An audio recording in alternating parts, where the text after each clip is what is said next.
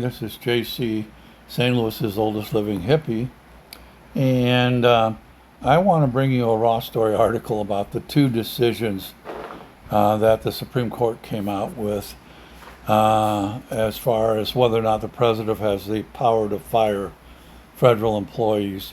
And as we used to say, it's a military term, but oxymoron. Okay? By oxymoron, I mean that the two decisions are diametrically opposed. How can you come out with two decisions basically on the same subject and have two different results that oppose each other? Doesn't make sense. It's a catch-22. That's another term for it. As far as I'm concerned, we used to say it's a cranium rectum. The Supreme Court have their heads up their asses. It's a cranium rectum by the Supreme Court. I'll let you listen to it.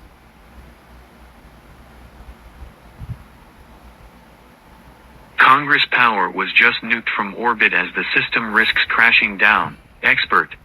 The Supreme Court just took one more big step toward autocracy, Slate legal writer Mark Joseph Stern argued Monday, and he warned Congress was left in the rubble. Stern wrote that the court's two same-day rulings on presidential firing power are almost comically irreconcilable. In Trump v. Slaughter, the 6-3 conservative majority overturned Humphrey's executor, a unanimous 91-year-old precedent, and held the president can fire the heads of independent agencies at will, clearing President Donald Trump's removal of Democratic FTC Commissioner Rebecca Slaughter. Yet in Trump v. Cook, the same Chief Justice led a 5-4 ruling shielding the Federal Reserve and blocking Trump from ousting board member Lisa Cook. Roberts, Stern wrote, barely bothered to explain the contradiction. On what basis could Roberts and Kavanaugh possibly allow Trump to purge Democratic appointees from the rest of the administrative state while zealously protecting members of the Fed? Asked an indignant Stern. The Slaughter ruling, he said, strips independence from agencies overseeing nuclear energy, consumer safety, unions and much of the economy, handing Trump sweeping control. He called the impact gobsmacking. The biggest winner, he argued, is the court itself, which now gets to rewrite the rules of American governance and bend them toward outcomes it prefers.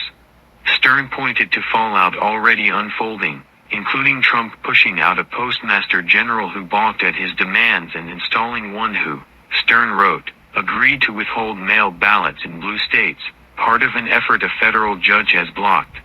In her dissent, Justice Sonia Sotomayor said the majority had distorted the structure of government to fit a theory of unitary, total executive control.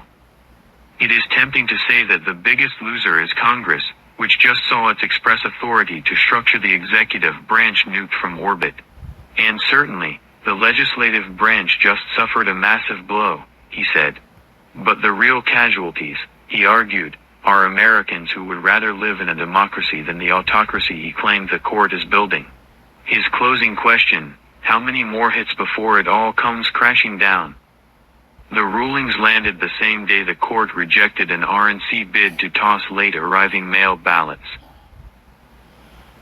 Do you see the FUBAR here? The Supreme Court is FUBAR'd. Their decisions are FUBAR'd. And that simply stands for fucked up beyond all recognition. And they are.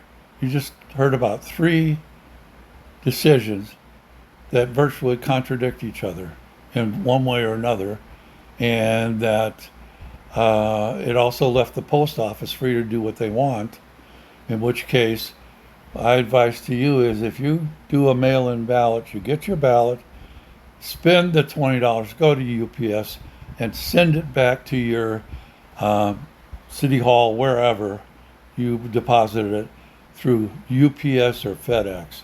Do not use the USPS, United States Postal Service. Do not use them. You take a chance on your ballot not getting there, and you might waste your vote. This is JC saying, fuck the Supreme Court. I think as far as the Supreme Court goes, they have no way to enforce what they consider the laws they're making. So I think that as simply as I said under Biden, just ignore the son of a bitches and do what you want. I said that when Colorado tried to take Trump off of the presidential ballot, and the Supreme Court said, no, you can't. So Colorado put it back on. I was out there arguing extensively. Colorado, don't put him back on the ballot. Fuck the Supreme Court. What are they going to do to you if you don't? It seems Trump took my advice. Now that he's in office, he's doing exactly what I thought Biden should do and what Colorado and other states should do. Fuck the Supreme Court. Don't listen to him and do what you want. This is JC saying, pox some more, Jack, and keep on trucking.